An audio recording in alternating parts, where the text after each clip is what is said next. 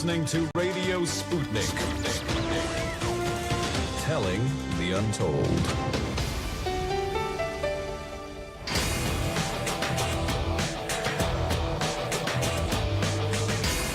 Fault lines. From Washington, D.C., the capital of the divided states of America, it's time for the show that brings you both sides of the issues that matter. On the left, I'm political analyst and progressive Democrat Garland Nixon. And on the right, I am Republican investigative reporter Lee Stranahan. Welcome to the most disruptive show in America, Fault Lines, with Nixon and Stranahan. Other things going on that they want a mix, you know what I mean? And it takes away from the news and it just becomes... So, at any rate, I consider myself, he may not, Bernie Sanders' wingman. And as a result, being over here on the left, I have another wonderful friend, Jacquie Luqman. She's a D.C. area activist and analyst. She's the co-founder of Luqman Media and the co-host of Coffee, Current Events and Politics Alternative Media. Jacquie, how are you? I'm great, Garland. How are you doing? I am just fantastic. Happy to have you on. So what's going on with you? You know, we had Tim Black on this week. We have you on. Things are looking good. I'm getting all of my lefty tree hugging well, we also Medicare for all love and friends on. We also had Albert Guillory on earlier in the week, and then we had David Horowitz. So we got some evenness. But hey, Jacquie, thanks for being on the show. Well, you can't have all meat and no gravy, as Maxwell Smart used to say. So what's going on, Jacquie? What are you up to these days?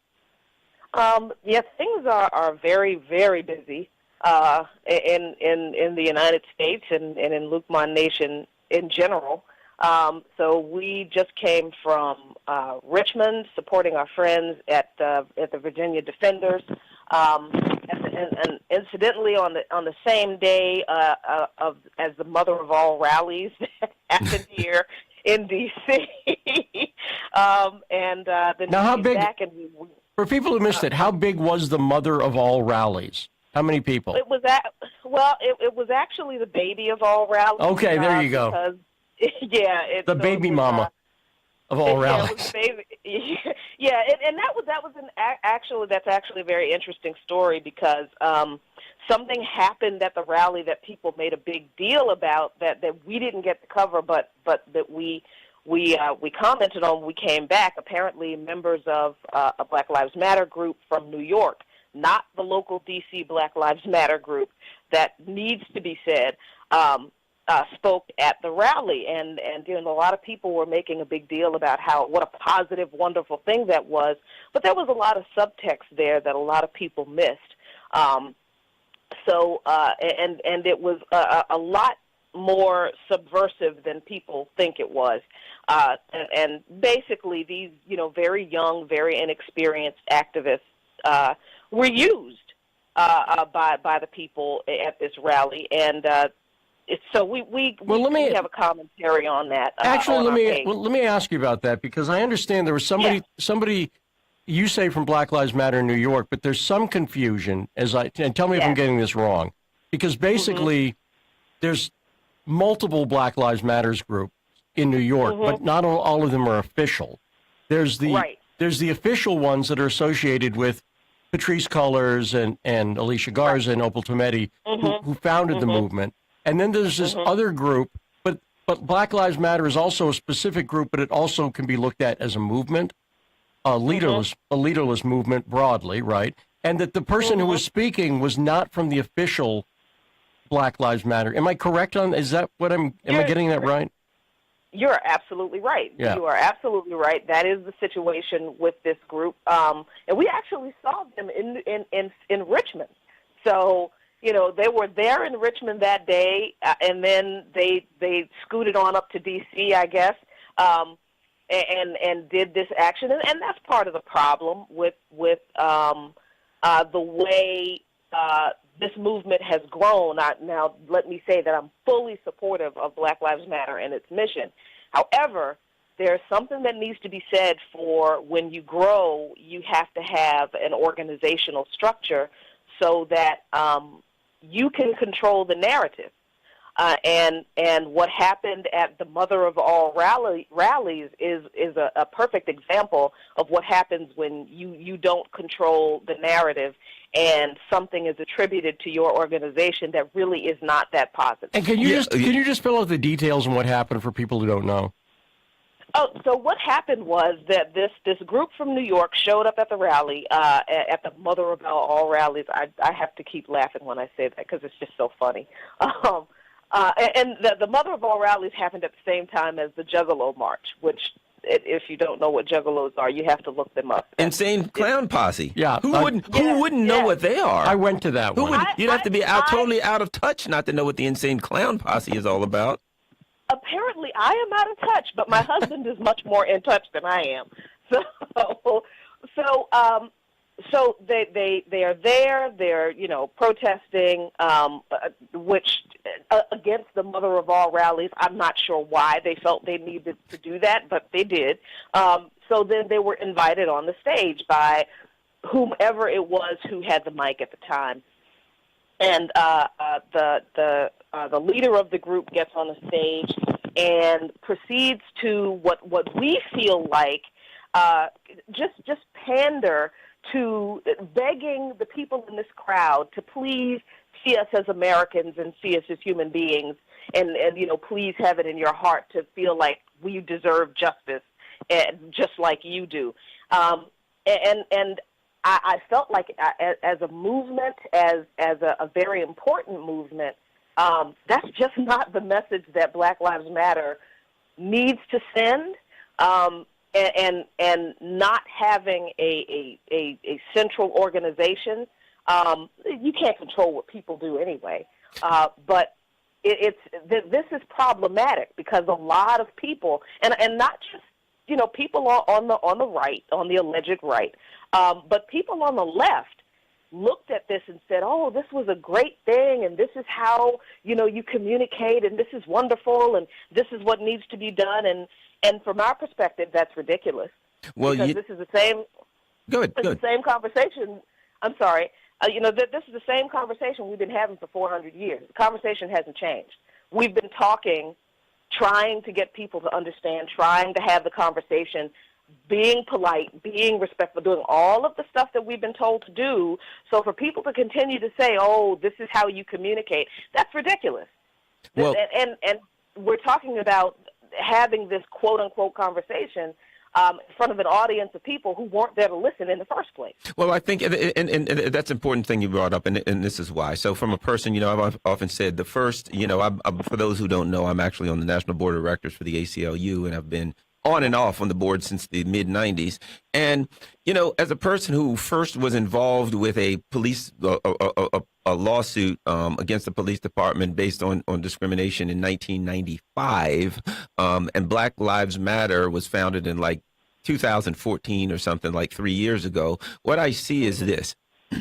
There are a lot of people in this country who have been working on the issue of criminal justice reform and these particular issues for many, many years, right? So in 2014, like 3 people come up with a hashtag Black Lives Matter. Three experienced community organizers. Okay, Patrice Cullors have been a community organizer for over a decade. I don't even know who they are, but that's right. But that's not this. I'm making a much greater philosophical point here.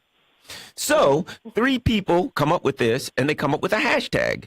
Black Lives Matter. And a lot of people say, well, I like that hashtag. That's great, right? So off it runs, and a lot of people, keep in mind, there's been countless organizations that have been working on this issue for, God knows, 50, 100 years. But at any rate, so a lot of people take that, and meanwhile, what you have is anybody right now, me and Lee and I right now could say, hey, we're going to start the K Street, 16th and K chapter of Black Lives Matter. And then we could go out and make some crazy speech. And then people would say, Black Lives Matter said this, because there really is a hashtag. There are some people who have basically said we're the founders of it, but they didn't say they are the founders. Patrice Cullors, Alicia Garza, right, and Opal Tometi are the founders of Black Lives Matter. Correct, Jacquie? They are the founders of the national organization, right? Which is isn't organization, Black Lives Matter. But Garland is also correct. No, I said that it's a movement and an organization. So every time someone who calls themselves, anybody can put on a T-shirt and say we're the Black Lives Matter unofficial group of fill in the blank. Right. And so they come in and say something, and then a bunch of people run out. Aha! Look at this. That's Black why I Lives don't Matter do that. Said, whatever. And But I'm that's why I don't do that. So when I refer to it, that's why for some reason you dismiss. I don't understand why you dismiss the fact that Patrice, Alicia, and Opal are the founders of. I don't dismiss it. So that's why they came up with the hashtag. That's great. No, they didn't just come up with the hashtag. They're all experienced community organizers. That's great. Opal Tometi's with Badgie, which is the Black Alliance for Just Immigration. Alicia Garza was with Power in Northern California, and Patrice was with Ella Baker. Wait, Jackie, can you hold on to the break? Yes. Sure. We'll be right back. We are joined right now by Jacqueline Luqman of Luqman Media and the co-host of Brick by Brick Alternative Media and Coffee, Current Events and Politics Alternative Media, a brilliant political mind in her own right. So, Oh my gosh. So early in the morning, I'm already brilliant. I don't have enough coffee for that right now. Well, Jackie, let me ask you something. So what you were talking about before in the last segment, we had you stay on. You're basically, let's talk about this. Tell me if I'm using the phrase wrong here or if it doesn't apply. I think it will. It seems to me like you're talking about something that's called the politics of respectability. Yes. Right? Am I on track there? You are absolutely on track, and it needs to stop. We need to stop relying on it because as our esteemed leaders of generations past have figured out, most of them have figured out that there really is nothing that we can do that is ever going to satisfy people who really do not want to advocate for or implement justice and equality for black people. That's going to make them do it. Now, there really is not. I've got to say, as a Republican, it is always music to my ears when someone says you need to reject the politics of respectability, because I get it, but I got to say it turns off a lot of people, and you know the arguments on both sides of this, which is, on one hand, if you go with the politics of respectability, in other words, it relates to the radical versus reformist view of politics, right? Like, right. Do you try to do things through reform, or do you just say we got to tear down the whole system? And I got to. Well, the other part is this. I've often heard this say too, that and I think the Garland Nixon mentality runs into it. And one of it goes like this: never ask for something that you have a right to demand.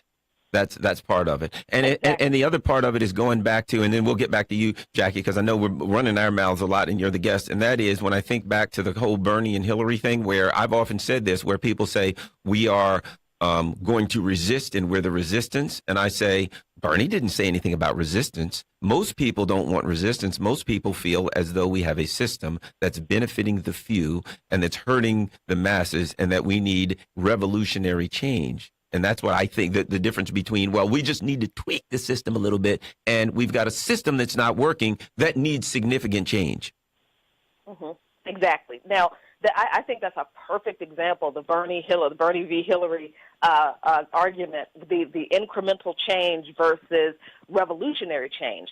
And everybody says they want some kind of revolution, but nobody actually wants to do the work of revolution, which is hard. It's unpleasant. It is sometimes impolite.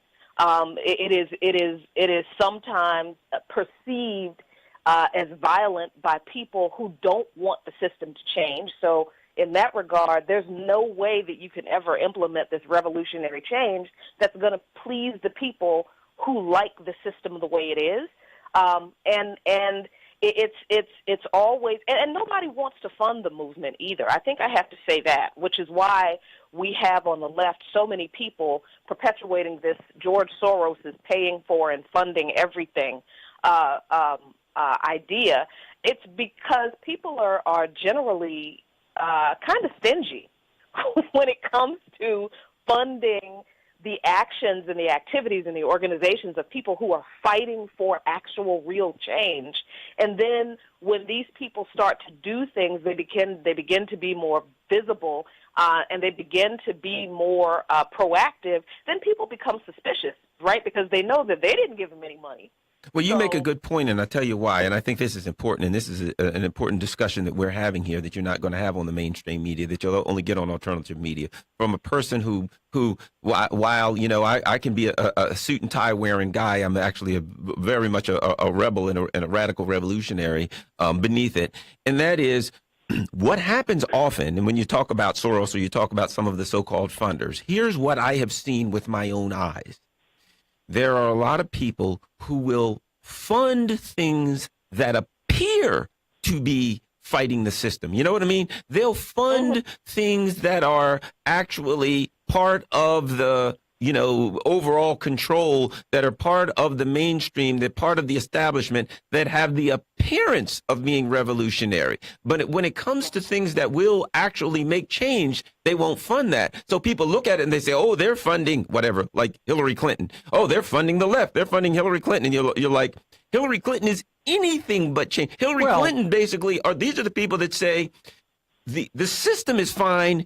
The system is running fine. It just needs us to drive it because we're smarter. But people like Garland and Jacquie, who really want like some real serious change, when we go to the Soroses, I'm just throwing that name out there because everybody knows it, or whoever, they ain't funding us because they know we really mean change. Let me hit back factually, though, on this.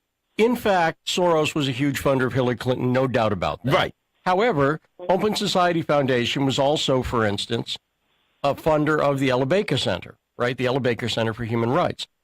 I don't think, and again, Patrisse Cullors, one of the founders of Black Lives Matter, worked at Ella Baker. Ella Baker, and by the way, Van Jones was associated with Ella Baker. So this is not if Ella Baker is mainstream, it's like it's on the left of the mainstream. It's a pretty serious organization, like a lot of the San Francisco and Bay Area organizations, right? So Soros, if he just funded Hillary and didn't fund Ella Baker or United We Dream or a number of these other groups, I'm saying United We Dream off the top of my head.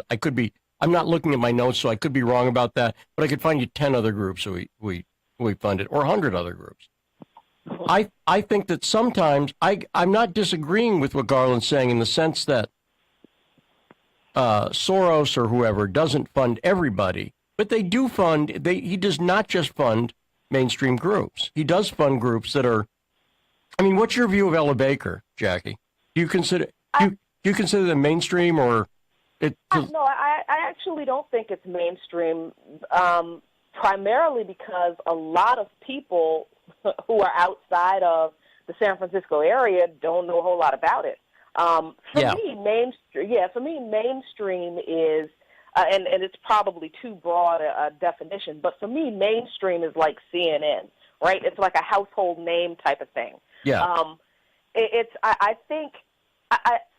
think that my problem with this whole discussion that we're having about who funds who, and I don't mean we in this particular moment right now, but just in the political moment that we're in general, is the problem people have with who funds who generally stems from the fact, I think, that like I said, we're cheap. We don't fund what we believe in. And I don't mean that just in terms of Hillary or Bernie Sanders, because we've certainly seen that wasn't true, that Bernie Sanders' entire campaign was funded by, $27 donations, and that was great. But when it comes to grassroots activism that focuses on making change at the local level, we've got people who are on the left who won't make that same kind of commitment to organizations in their own cities. Now, I can say, as much as I disagree with people on the right for a lot of reasons, I can say that for a lot of people and organizations on the right, they put their money where their mouth is. Well, I wish that, by the way, I'm on the right, and I wish that were true. I really do. I wish it were true. You know what's funny, Jackie? Like the same thing that we say about the right, they say about us. You ever notice that, Lee? It's absolutely true. No matter true. what we complain about on the left and say, but the right does it, they complain about that and say, but the left does it. Would you say that's true? Yeah, no, it is true. And even people like the Koch brothers who get brought up all the time, for instance, the Koch brothers, if you take an issue that a lot of Trump supporters are view important, immigration, let's say, right? The Koch brothers are big open borders advocates, in fact. And it's partially because they're libertarian, really. And there's a libertarian argument that there should be open borders, right? So they're closer. The Kochs are actually much more closely aligned with the left on that issue. Well, here's the Criminal other thing. justice reform, similar. The Kochs are all over that. Here's the other thing I think that's important, Jackie, that's critical, and that is, and I think this is the problem why I hate to get into the whole Soros thing, but so much. I think we err a lot of times by doing this. Let's say this organization is working on criminal justice reform. We fill in the blank, saving the fish. It doesn't matter, right? Right. Oftentimes, people get into a discussion of, well, they got $5 from there, or they got funded by this group, and they don't discuss the issue. They don't say, well, their issue is right or their issue is wrong. They say they're funded by them, and it's oftentimes, and I'm saying this happens on the left and right. It happens everywhere. This is one of the discussions that happens in politics. An organization is doing something. People start discussing who they're associated with, who they're funded with. Not that that's not it can't be an issue, but they don't get to what they're doing and whether or not their issue is of merit. That's exactly right, and that is exactly my frustration with this whole discussion. If I see another meme about George Soros funds anything or anybody, sometimes I think I'm just going to throw my laptop out the window. But I can't, because that's how we do a lot of our outreach. It's also littering. It's right. It is. Yeah, and they're not cheap. And if you've got a nice laptop, let me know so I can stand on the pavement underneath your house and catch it. Yeah, I mean, we focus, we minor, we major in the minors sometimes in these burgeoning movements, and that is a problem because it distracts us from the issues. But I'm really glad you corrected me, Lee, about the perception on the right, because I'm glad to know that the right is just as dysfunctional and cheap as the left is. It is. Well, Garland and it is. Garland and I have talked about this too. If you talk to people on the right, tell me if this sounds familiar, Jackie. Ready? This is literally anybody on the right will tell you that they've heard this conversation.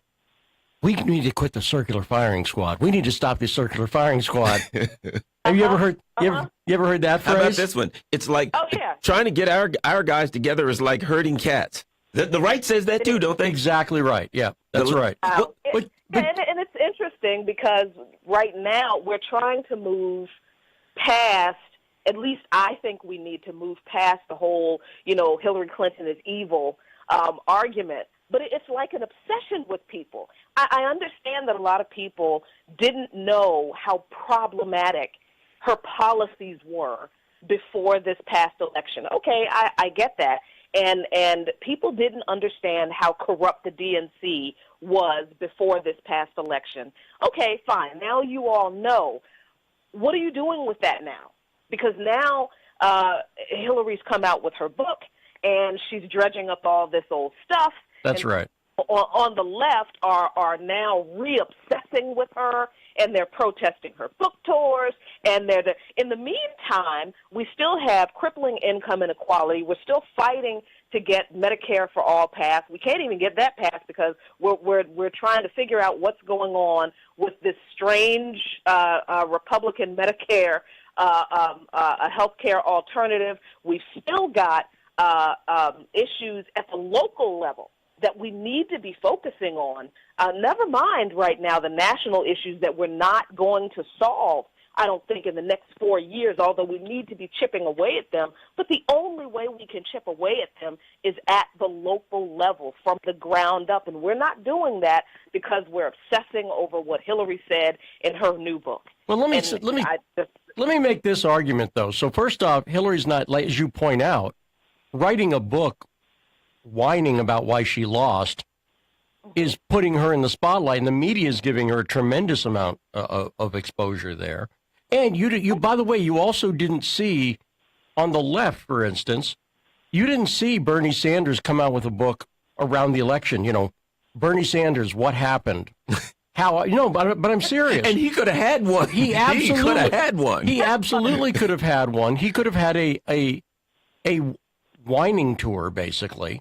That thing could have been the left Bible. Yes. And he'd have made a fortune. It would have made a fortune, but you didn't see him do it because he's got something called some degree of dignity. Let's just start there. He's got integrity. That's why a lot of people that don't even like it, don't even agree with him, at least like him and say, well, the guy's consistent and he's got integrity. And that's one of the things that we have to try to work on, instilling into whether it's independence or whatever party shows up or whatever happens. I think the future of politics, and I really believe that independence moving forward, I believe that keep an eye on independence in the next couple of cycles. People are going to move towards them because I think people are losing trust for the party system. I think people see the party system as a corrupt system that can easily be taken, that all you have to do is go into the party, forget the candidates, go into the RNC or the DNC, throw a couple $1 million in there or hundreds of millions, and you can get whatever you want. Well, let me make this case, Jackie. Let me push back a little bit on what you're saying.